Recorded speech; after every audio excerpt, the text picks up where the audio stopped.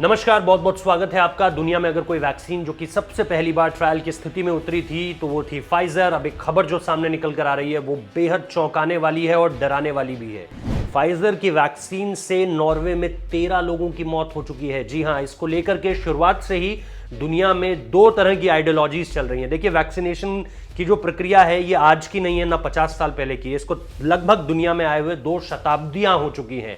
और सबसे पहले जब ये पश्चिमी देशों में आए थे, क्योंकि अगर आप 18वीं सदी के इतिहास को जाने तो उस वक्त में ब्रिटेन दुनिया का सबसे ताकतवर देश हुआ करता था। 19वीं सदी जैसे जैसे आगे बढ़ी वैसे वैसे ये पता चला कि अमेरिका जो है वो एक नई ताकत के रूप में विकसित हो रहा है। और फिर 21वीं सदी की शुरुआत में धीरे धीरे चीजें जो है इक्विलिब्रियम वो पूरी तरह से इन फेवर ऑफ अमेरिका चला गया। आज जब आप दुनिया के सबसे ताकतवर मुल्क की बात करते हैं तो उसमें अमेरिका का नाम है, जबकि आज से तकरीबन 2 सदी पहले यह स्थिति उल्टी थी। स्थिति यह थी कि यूनाइटेड किंगडम उस वक्त पे सबसे ताकतवर मुल्क हुआ करता था और दुनिया के अलग अलग देशों पर इसका कब्जा था। अमेरिका भी एक वक्त पे इसका गुलाम था और हमारा देश भी, भारत भी। तो ऐसे में 2 सदी पुरानी जब ये पूरी की पूरी कहानी है तो वैक्सीनेशन से लोग उस वक्त पे भी डरा करते थे। शुरुआत की स्थिति तो ऐसी थी कि जब चिकन पॉक्स या स्मॉल पॉक्स को लेकर इस तरह की वैक्सीनेशन की प्रक्रिया शुरू हुई तो माएँ अपने बच्चों को लेकर नदियों में कूद जाया करती थी। कहानी ये भी है और ये बाकायदा लिखित कहानियां हैं जो कि डॉक्यूमेंटेड है।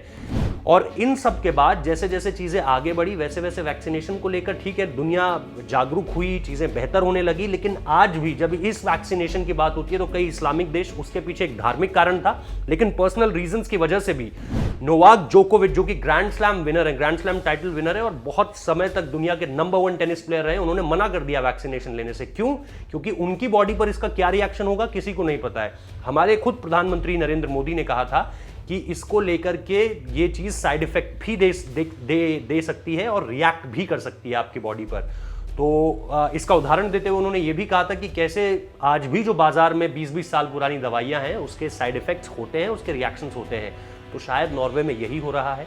फाइजर की जो वैक्सीन है वो रिएक्ट कर रही है कुछ लोगों की बॉडी पर और रिएक्शंस इतने भयानक हैं कि 13 लोगों की मौत हो चुकी है। हमने शुरुआत में भी आपको बताया था कि कैसे फाइजर की वैक्सीनेशन की प्रक्रिया ट्रायल के दौर में जब ब्रिटेन में शुरू हुई थी तो वहां पर भी लोगों को जो है वो प्रॉब्लम हुई थी इससे।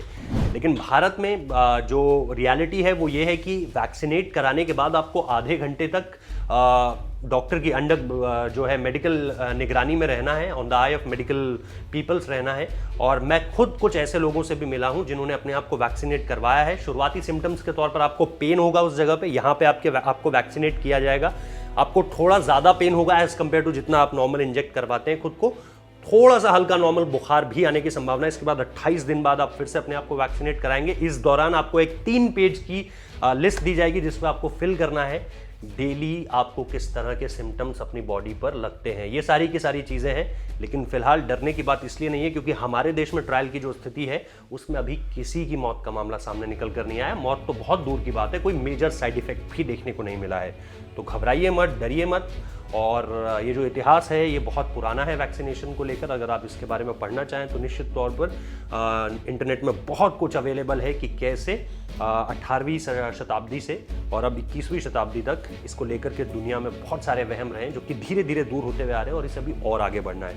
तो ये थी ये खबर जहाँ पर फाइजर वैक्सीन से 13 लोगों की मौत हो चुकी है। उनकी बॉडी पर ये सही तरीके से सटीक नहीं बैठी। बहुत बहुत शुक्रिया इस वीडियो को देखने के लिए।